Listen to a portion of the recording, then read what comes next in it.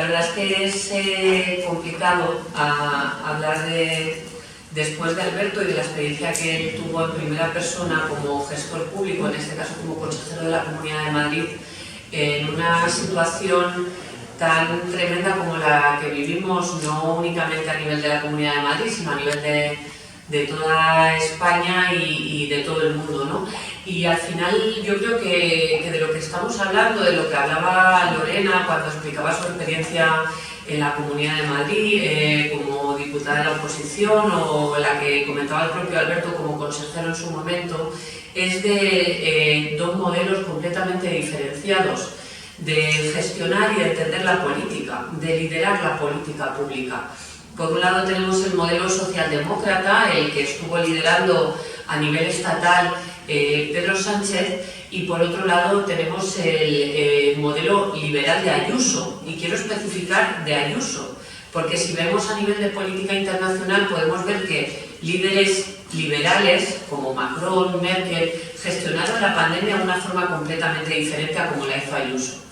Y si vemos también el ejemplo que ha puesto Alberto, que en otras comunidades autónomas del Estado español, gobernadas también por gobiernos del Partido Popular en coalición con Ciudadanos en aquellos momentos, no estaban gestionando para nada la pandemia de la misma forma que la estaba gestionando la presidenta Ayuso. Y en realidad lo que estaba haciendo la presidenta Ayuso ya entonces, en plena pandemia, cuando se estaba muriendo la gente en las residencias, en sus casas y en los hospitales, nos faltaban los medios y estábamos todos sobresaturados por la situación que estábamos viviendo, lo que estaba haciendo ella, lo ha dicho Alberto, lo ha anunciado Alberto, es hacer oposición al gobierno de España. No estaba ni siquiera cumpliendo con sus obligaciones como presidenta de la Comunidad de Madrid, gestionando la Comunidad de Madrid, sino que lo que estaba haciendo era, por un lado, hacer pulso a Casado, que es lo que ha estado haciendo hasta que se lo ha cargado, y por otro lado, hacer la oposición al presidente del gobierno español.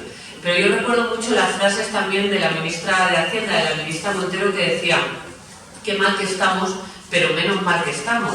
Y yo creo que todas y todas en esta sala somos conscientes de qué hubiese sido de nosotros o de qué no hubiese sido de nosotros si en esos momentos no hubiese estado al frente del gobierno de España el gobierno de Pedro Sánchez gestionando una pandemia mundial, pero no haciendo frente únicamente a la crisis sanitaria que estábamos viviendo, sino también a la crisis social y a la crisis económica a la que tuvimos que hacer frente, y que hicimos frente de manera inmediata, tomando decisiones de manera sobrevenida, como todos y todas, en unas circunstancias en las que estábamos completamente saturados. Y yo decía que es una confrontación de modelo socialdemócrata a modelo trampiano, podríamos decir, a nivel español con Ayuso, pero al final esos modelos también se ejemplifican en la forma que tiene la derecha española de vivir la política y de hacer política en nuestro país.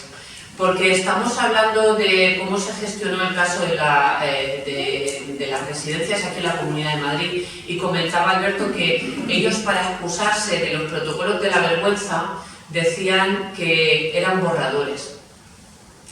Y es que a mí me da igual si eran documentos oficiales o borradores. A mí lo que encuentro espeluznante como gestora pública es que haya habido alguien que en plena pandemia, cuando se estaban muriendo los abuelos en las residencias y se estaban muriendo las personas en los hospitales y estaba España y el mundo saturado, alguien se atreviese a poner negro sobre blanco, sea un documento oficial, sea un borrador para después crear un documento oficial, que hubieran personas que por su edad o por su capacidad no debían tener derecho a vivir. Ellos que se ponen tan finos con la ley de eutanasia y con el derecho a morir dignamente, decidieron ellos, no las personas, que esas personas, por sus capacidades o por su edad, ya no tenían derecho a vivir dignamente, y que tenían que morir en los centros residenciales sin estar en contacto con sus familias y sin tener asistencia sanitaria.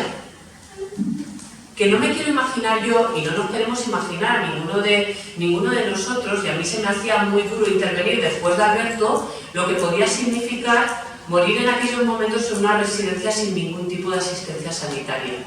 Y todos sabemos lo que significa una muerte por COVID en estos momentos. En aquellos momentos todavía no éramos conscientes de cómo se moría por COVID. En estos momentos sí que sabemos lo que es morir por COVID. Por lo tanto, me da igual si era un borrador o un protocolo, es que ya ni entro. Es que el simple hecho de que alguien se atreva a poner negro sobre blanco una cosa que puede ser un borrador para que al final se convierta en un protocolo, ya dice mucho de la humanidad y del humanismo de las personas que estaban gestionando eso y que eran capaces de llegar a hacer eso. Es lo mismo que con el caso de las mascarillas que hemos sabido hace poco, ¿no? Y que le ha costado la vida política a Casado. Y que Casado decía que eran 200.000 euros lo que se había llevado el hermano de Ayuso, y Ayuso dice que lo que se ha llevado su hermano en comisiones son solo 50.000 euros. Es que me da igual que sean 50.000 o 200.000. Es que el hecho es que mientras en España se estaba muriendo gente sin asistencia sanitaria y con una presidenta de la Comunidad de Madrid que les estaba negando a los profesionales que pudiesen derivar a la gente mayor a los hospitales, su hermano se lo estaba llevando. Me da igual que fueran 50.000 o 200.000, como si fueran 1.000 euros, es que me da igual. Es que lo importante no es la cantidad, sino lo que significa. Lo importante son los valores que transmite eso. Y los valores es la poca y lo importante es la poca ética que en una situación extraordinaria de pandemia como la que estábamos viviendo, se atreviesen muchos, los de siempre, los poderosos de España, a llevarse comisiones y a decidir. Los mismos que se llevan las comisiones son los que se atreven a decidir quién tiene derecho a tener derechos y quién tiene derecho a que para ellos se cumpla con la Constitución, como decía Alberto, o no. Porque al final de lo que se trataba era si había ciudadanos de primera y de segunda. Y nuestro Estado, que es un Estado de bienestar, y lo comentaba en su presentación Rafael, y después también ha hecho mención tanto Lorena como Alberto, en nuestro Estado del bienestar el derecho a la sanidad es un derecho universal, mientras para todos y para todas, exceptuando cuando gobernó el Partido Popular en el gobierno español, que yo quiero recordar que ese derecho también se le restringió a los inmigrantes. Llegamos nosotros después de la moción de censura para devolver la esperanza y perder la vergüenza de este país que se había convertido en el país de la corrupción, y devolvimos la sanidad como derecho universal. Y ese derecho universal que en principio tenemos todos y todas las ciudadanas que vivimos en nuestro país, todos y todas, fue vulnerado en plena pandemia, porque hubo quien decidió que ese derecho no era un derecho para las personas mayores y para las personas con capacidad. Por lo tanto, al final no tenemos que hablar de si es un protocolo o es un borrador, no tenemos que hablar de si son 50.000 o 200.000, tenemos que hablar de modelo y de lo que significa que unos gobiernen y tomen decisiones en nuestro país o en nuestra comunidad autónoma, y de lo que significa que lo hagan otros. Y yo en eso no quiero entrar en el caso catalán, pero como catalana os aseguro que es digno de estudio también, y en algún momento se deberá hacer también, Alberto, estudiar las similitudes en la gestión de la pandemia del gobierno independentista en Cataluña con el gobierno de Ayuso, incluso cuando hablamos del uso de banderas y del uso nacionalista de las banderas, que aquí da igual ser nacionalista español que ser nacionalista independentista catalán. Al final es si el nacionalismo se utiliza para defender a los de siempre y para incrementar las diferencias y las desigualdades, nos están volviendo a intentar que nos olvidemos de la lucha de clases, cuando en realidad lo que estamos hablando es de los recursos y del derecho a tener derechos.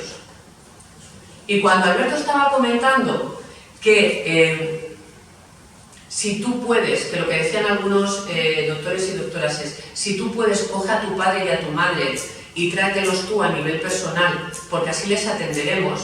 Estaban hablando también de personas que tienen recursos. Me da igual que esos recursos sean económicos o familiares, personas que tienen recursos. ¿A quién estábamos dejando solos en las residencias?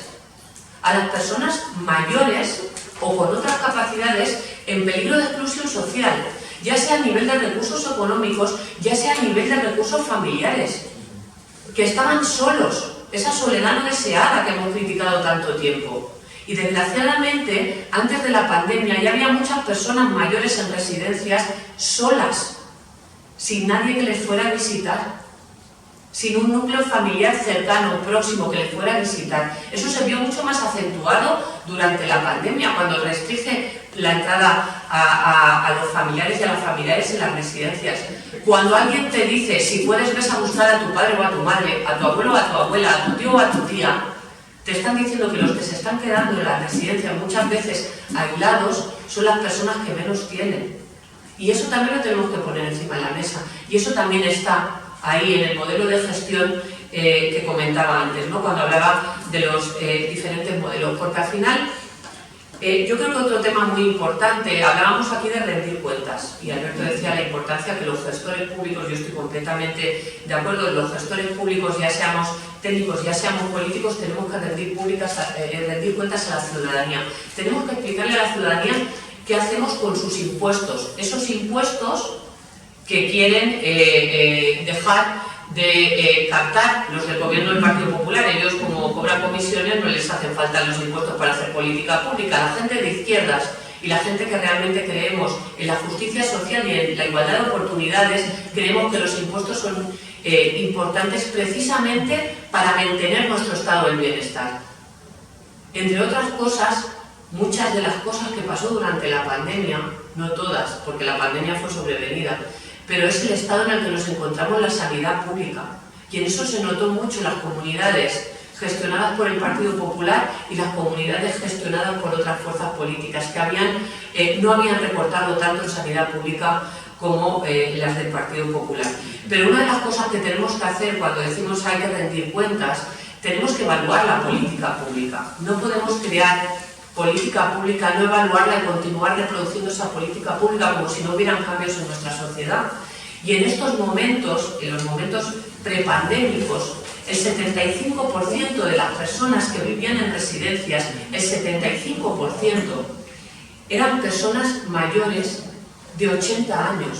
Por lo tanto, si en las residencias tenemos mayoritariamente personas mayores de 80 años, es normal que esas personas mayores de 80 años tengan un grado de dependencia mayor que una persona de 60, 65, 70 años que puede vivir en su entorno familiar o puede vivir todavía solo en su hogar. Por lo tanto, es importante saber que en esas residencias se necesita que haya una mayor atención médica, lo que no significa, y estoy de acuerdo con Alberto, que se tengan que medicalizar las residencias.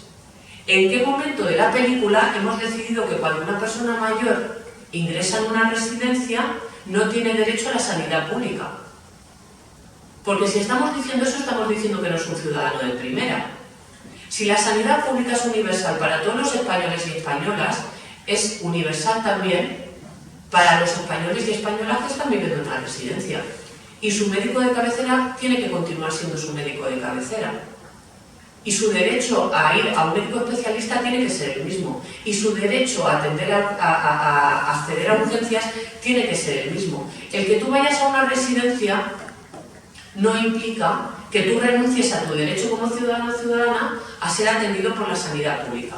Y yo creo que eso es importante también que lo dejemos claro para lo que ha pasado, pero también para el futuro.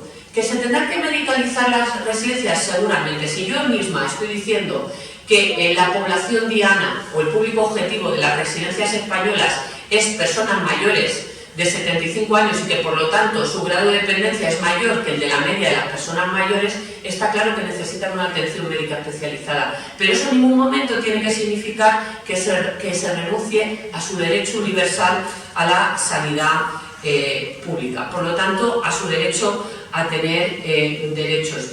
Y después otra cosita que yo creo que es importante. Se tiende en nuestro país a universalizar las necesidades de ciertos colectivos y a infantilizar las necesidades de ciertos colectivos.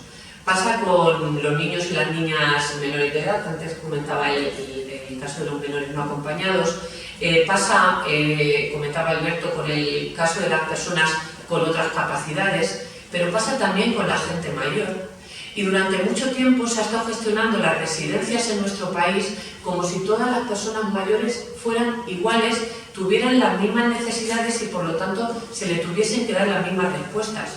Y cuando hacemos eso, automáticamente lo que estamos haciendo es quitarle a las personas mayores su derecho a la ciudadanía.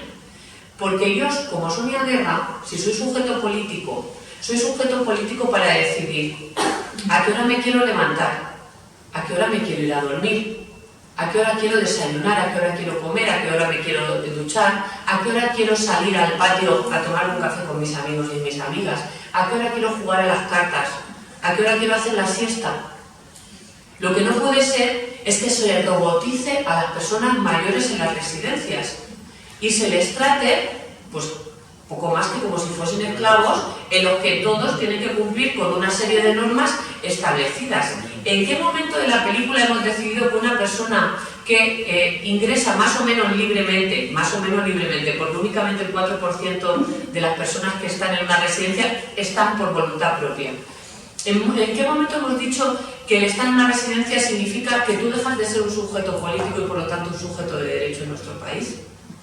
Por eso, cuando estamos hablando del nuevo modelo de atención para los cuidados de larga duración, desde el Gobierno de España estamos diciendo que tenemos que intentar desinstitucionalizar a las personas mayores, por un lado, que tenemos que intentar incrementar en la mayoría del tiempo posible el que las personas mayores puedan continuar viviendo en su hogar, en la comunidad, en contacto con su familia, con sus amigos, con sus relaciones, que en el momento en que una persona mayor tenga que ir a una residencia lo haga en núcleos pequeños, en los que no haya residencias de 500 personas. No es viable que haya residencias de 500 personas y luego que haya seguridad y que no haya contagios.